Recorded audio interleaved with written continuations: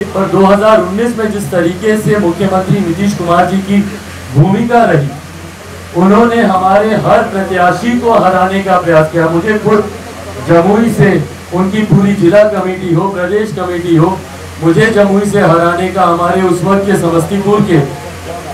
समस्तीपुर से हमारे प्रत्याशी मेरे चाचा जी स्वर्गीय रामचंद्र पासवान जी, उनको हराने का प्रयास किया गया। कैसर साहब को खगड़िया से, तमाम प्रत्याशियों को उस वक्त हराने का प्रयास किया गया।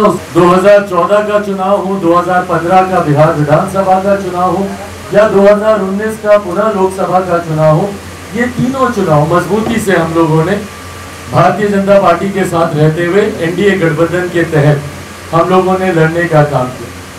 2020 में एक परिस्थिति ऐसी उत्पन्न हुई जब मुख्यमंत्री नीतीश कुमार जी एनडीए गठबंधन का हिस्सा बने।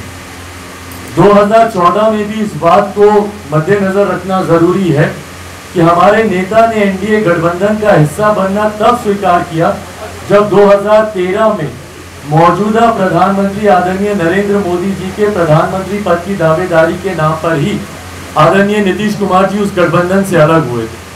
हमारे नेता इस बात को लेकर स्पष्ट थे कि मुख्यमंत्री नीतीश कुमार जी के साथ किसी तरीके का कोई भी समझौता कभी संभव नहीं हो सकता। 2017 में जब रातों रात महागठबंधन छोड़कर मुख्यमंत्री नीतीश कुमार जी एनडीए गठबंधन का हिस्सा बने, उस वक्त भी वो असहजता हमारे नेता आदरणीय रामविलास पासवान जी में थी कि वो इस गठबंधन में नहीं बने रहना चाहते। पर उस वक्त भारत के प्रधानमंत्री आदरणीय नरेंद्र मोदी जी और तत्कालीन भारतीय जनता पार्टी के राष्ट्रीय अध्यक्ष अमित शाह जी से बातचीत कर ये विश्वास दिलाया गया कि भाई आप इस गठबंधन में रहें और ये गठबंधन आपका भारतीय जनता पार्टी के साथ है, ना कि जनता दल यूनाइटेड के साथ।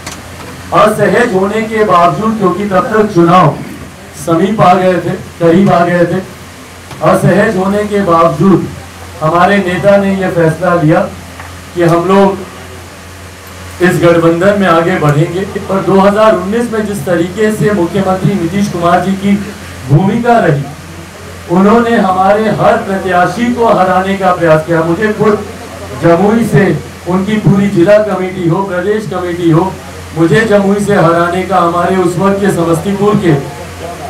समस्तीपुर से हमारे प्रत्याशी मेरे चाचा जी स्वर्गीय रामचंद्र पासवान जी, उनको हराने का प्रयास किया गया। कैसर साहब को खगड़िया से, तमाम प्रत्याशियों को उस वक्त हराने का प्रयास किया गया। उस वक्त एहसास हुआ कि ये एक ऑनेस्ट अलाई की भूमिका में मुख्यमंत्री नीतीश कुमार जी नहीं रह सकते। और उस वक्त पार्टी के द्वारा ये मंथन शुरू हुआ कि अब हम लोग को एनडीए से अलग हो जाना चाहिए, क्योंकि उसमें मुख्यमंत्री नीतीश कुमार जी हैं। और 2020 आते आते 2020 की शुरुआत में भी याद होगा, मैं बिहार फर्स्ट बिहारी फर्स्ट यात्रा पर मैं निकला था। उस वक्त हमारे नेता आदरणीय रामविलास पासवान जी उस वक्त जीवित थे, उनके रहते हुए ही मैं बिहार फर्स्ट बिहारी फर्स्ट यात्रा पर मैं निकला था, और जिसमें मुख्यमंत्री जी की कई गलत नीतियों को हम लोगों ने उस वक्त उजागर करने का काम किया। ये बातें मैं आप लोग के समझ इसलिए बता रहा हूँ क्योंकि कई बार ये भ्रम की स्थिति उत्पन्न की जाती है कि हम सब साथ लड़ना चाहते थे, तो ये फैसला चिराग के द्वारा अकेले लिया गया। ये तमाम बातें उस परिप्रेक्ष्य में आप लोग के समक्ष मैं रखने का मैं प्रयास कर रहा हूँ। तो हमारे नेता भी उस वक्त चाहते थे कि हम लोग इस गठबंधन से अलग हों, और 2020 आते आते तक भारतीय जनता पार्टी की वजह से नहीं, मुख्यमंत्री नीतीश कुमार जी से खिलाफत करते हुए।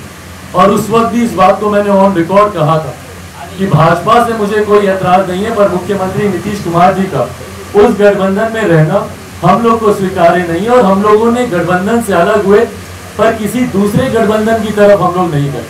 ये पुनः हमारे नेता के उन सिद्धांतों का प्रतिबिंब है जब उन्होंने समझौते राजनीतिक लाभ के लिए नहीं किए, सिद्धांतों के लिए किए। राजनीतिक लाभ के लिए अगर मैं समझौता 2020 में करता तो पहले तो एनडीए से ही अलग नहीं होता, और अगर एनडीए से उस वक्त में अलग नहीं होता, जितनी सीटें ये लोग मुझे लड़ने के लिए दे रहे थे उतनी लड़ता, अधिकांश जीतता। बिहार में मेरे 4 मंत्री होते, खुद 2020 से मैं केंद्र सरकार में मंत्री होता, या अगर किसी वैकल्पिक गठबंधन की ओर भी जाता तब भी राज्य सरकार में एक मजबूत स्थिति में मैं उस वक्त होता। पर ये तमाम फैसले अपने सिद्धांतों, अपने विचारधारा के आधार पर लिए गए। ये समझौता ना मेरे नेता, मेरे पिता ने कभी किया था, ना ये समझौता चिराग पासवान कभी करेगा। लाइव बिहार YouTube पर सब्सक्राइब और फेसबुक पर लाइक जरूर करें।